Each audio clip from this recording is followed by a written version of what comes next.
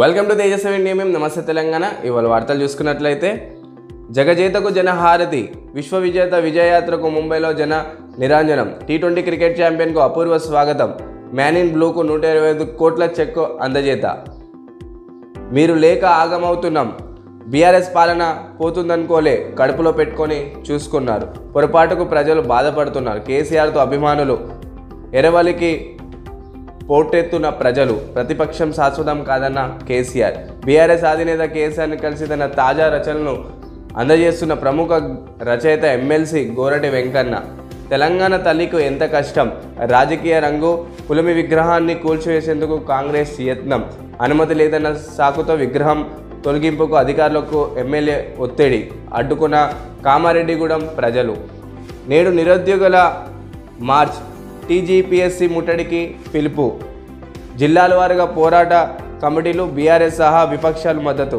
నిరసనలపై సర్కారు ఉక్కుపాదం, ఎక్కడికక్కడ ముందస్తు అరెస్టు, రాజ్యసభ సభ్యత్వానికి కేకే రాజీనామా, పార్టీ మారేందుకే పదవికి రిజైన్ చేశా, మిగతా వాళ్ళ సంగతి వాళ్ళే తేల్చుకోవాలి, నమస్తే తెలంగాణలో కేశవరావు. మరి 6 ఎమ్మెల్యేలు ఎప్పుడు?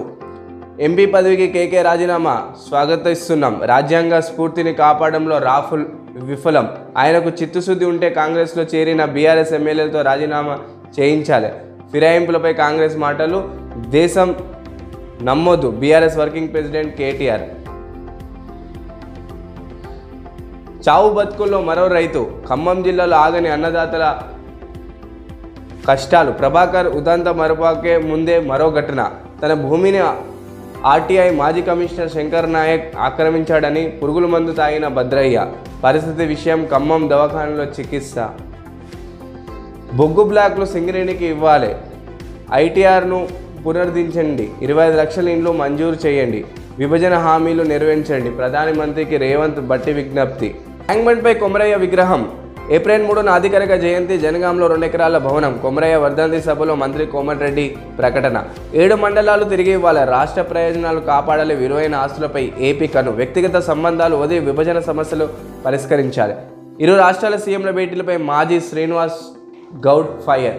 సామాన్యంగా చూసుకున్నట్లయితే చారిత్రక తెలంగాణ పోరాటంలో ఎంతోమంది కార్యకర్తలు, ఎంతోమంది సామాన్య ప్రజలు, ఎంతోమంది ఉద్యమకారులు కోల్పోయిన చరిత్ర మన తెలంగాణది. అలాంటి తెలంగాణకి అన్యాయం జరగబోతుందా? అలాంటి తెలంగాణలో రాబోయే రోజుల్లో నీరు సమస్య రాబోతుందా? అలాంటి తెలంగాణలో అప్పుల పాలు అవ్వబోతుందా? సామాన్యంగా చూసుకున్నట్లయితే ఆంధ్రప్రదేశ్ తెలంగాణ విభజన సమయంలో 6 జిల్లాల విషయంలో ఆంధ్రప్రదేశ్ ముఖ్యమంత్రి చంద్రబాబు పోరాడి మన తెలంగాణ 6 జిల్లాలని ఆంధ్రప్రదేశ్లో కలపడం జరిగింది.